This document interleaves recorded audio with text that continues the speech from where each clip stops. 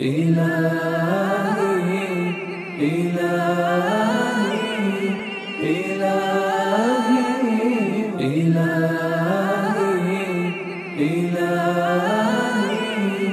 إلهي اعوذ باللہ من الشیطان الرجیم بسم اللہ الرحمن الرحیم ایقنت انک ارحم الراحمین فی موضع العفو والرحمہ واشد المعاقبین فی موضع النکال والنقمہ وعظم المتجبرین فی موضع الکبریاء والعظمہ۔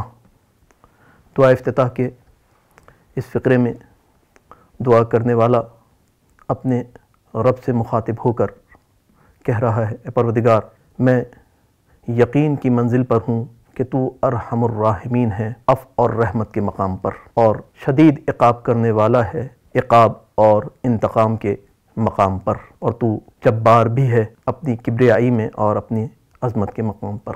اس حصے میں چند اہم کلمات کہ جن کی وضاحت بہت ضروری ہے تاکہ اس فقرے کی گہرائیوں کو درک کیا جا سکے، محسوس کیا جا سکے۔ اس فقرے کی ابتدا ایقن تو یقین کے ذریعے سے، یقین یعنی جب انسان کسی چیز پر دلیل قائم کرتا ہے، برہان قائم کرتا ہے، اور اس برہان کے ذریعے سے اس کے وجود سے شک ختم ہو جائے، اس کے ذہن سے شک ختم ہو جاتا ہے، تو پھر کہا جاتا ہے کہ انسان یقین کے مرتبے تک پہنچ گیا ہے۔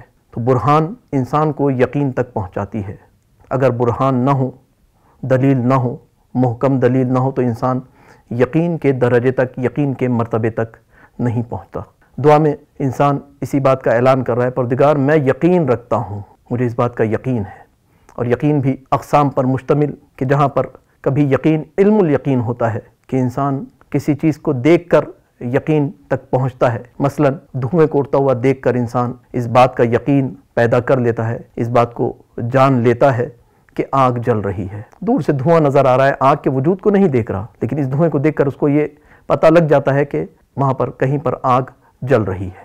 اور ایک بار انسان اس دھوئیں کو دیکھ کر اپنے قدم بڑھاتا ہے اور آگ کے وجود کے قریب پہنچ کر اپنی آنکھوں سے آگ کو دیکھتا ہے، اور جب آنکھوں سے آگ کو دیکھتا ہے تو اب آثار سے سفر کر کے اس چیز تک پہنچ جاتا ہے کہ جس کے آثار تھے، جس کا اثر تھا۔ آگ کے وجود کو، اس آتش کے وجود کو اپنی آنکھوں سے دیکھتا ہے۔ اس مقام پر کہا جاتا ہے یہ عین الیقین پر پہنچ گیا۔ اور پھر کبھی یقین اس منزل پر پہنچتا ہے کہ اپنے وجود سے کسی چیز کی حقیقت کو محسوس کرتا ہے۔ اور اسی مثال میں اگر انسان اپنے ہاتھ کو آگ میں ڈال دے تو آگ کی حرارت جب اس کے ہاتھ کو جلائے گی تو اب نہ آنکھوں سے دیکھا ہوا یقین ہے اور نہ ہی دور سے آثار کو دیکھ کر یقین پیدا کیا، بلکہ اپنے وجود کو اس چیز تک پہنچا دیا کہ جس کی حقیقت کو یہ درک کرنا چاہ رہا تھا، جس کو محسوس کرنا چاہ رہا تھا۔ تو یہاں پر بھی یقین کے اس مرحلے پر امام پہنچانا چاہ رہے ہیں کہ انسان تو اپنے وجود میں پروردگار کی رحمتوں کو محسوس کر۔ ایقنت انک ارحم الراحمین، اے پروردگار میں اس بات کا یقین رکھتا ہوں کہ تو ارحم الراحمین ہے، تیری رحمتیں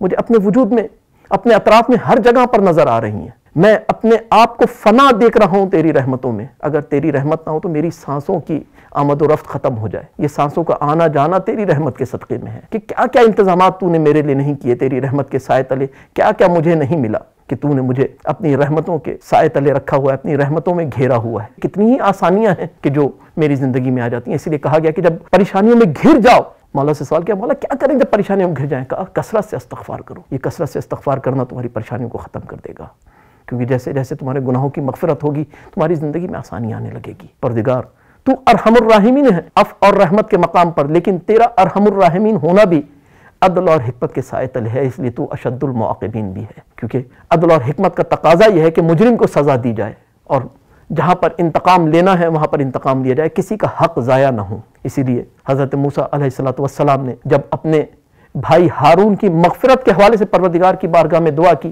کہ پروردگار میرا بھائی ہارون اس دنیا سے چلا گیا، پروردگار تو میرے بھائی ہارون کی مغفرت کر دے، تو پروردگار نے کہا یا موسیٰ لو سألتنی فی الاولین والآخرین، اے موسیٰ اگر تم اولین اور آخرین میں سے جس کی بھی مغفرت کا سوال کرو گے میں اس کی مغفرت کر دوں گا، ما خلا قاتل الحسین، سوائے قاتل حسین کے، قاتل حسین کی مغفرت نہیں ہوگی۔ پروردگار تو ارحم الراحمین ہے، تیری رحمت کے دروازے تو کھلے ہوئے ہیں کہا ہم ارحم الراحمین ہیں، لیکن عدل اور حکمت کے سائے تلے ہماری رحمتیں بھی ہیں کہ جہاں پر رحمت کو ہونا چاہیے وہاں پر رحمت ہی نظر آئے گی، اور جہاں پر شدت عقاب ہونا چاہیے وہاں پر شدت عقاب ہی ہوگا۔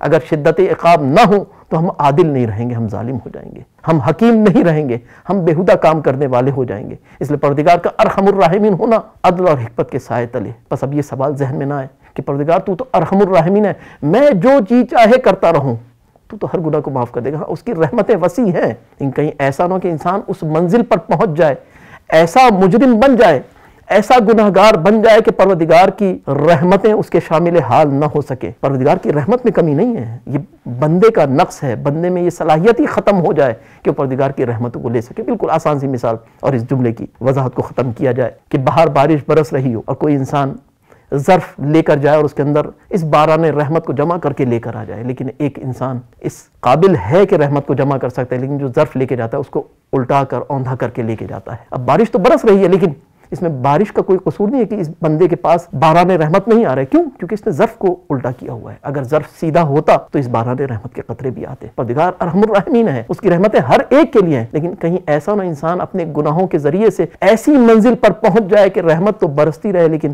پروردگار کی رحمت اس کو فائدہ نہ دے۔ اس لیے دعا افتتاح میں کہا، اے پروردگار تو ارحم الراحمین بھی ہے، تو اشد المعاقبین بھی ہے، اور تو اعظم المتجبرین بھی ہے۔ اے پروردگار یہ تینوں صفات تیری ہیں۔ پروردگار تو مجھے اس قابل کر دے کہ میں تیری رحمتوں میں داخل ہو سکوں، تیری رحمتوں کو اپنے لیے جمع کر سکوں۔ ان ماہ مبارک رمضان کی راتوں کے اندر تیری رحمت کے دروازے کھلے ہوئے ہیں، ہر ایک کے لیے کھلے ہوئے ہیں۔ پروردگار تو میری روح کو اس قابل کر دے، میرے نفس کو ایسا ظرف بنا دے کہ تیرے آنے والی تمام رحمتوں کو میں اپنے نفس میں لے سکوں۔ پروردگار میں دعائے افتتاح کے ذریعے سے، اپنے وقت کے امام کے ذریعے سے، اپنے امام کے ذریعے سے تیری بارگاہ میں حاضر ہو رہا ہوں، اپنے امام کو وسیلہ بنا رہا ہوں۔ پروردگار تو مجھے بھی اس قابل کر دے کہ آج کی شب کچھ رحمتیں میرے وجود پر بھی آ جائیں اور میں اس قابل ہو جاؤں کہ میں اپنے وقت کے امام کا ناصر بن سکوں، اپنے وقت کے امام کے ظہور میں جو حائل رکاوٹیں ہیں کسی ایک رکاوٹ کو میں دور کر سکوں۔ والحمدللہ رب العالمین۔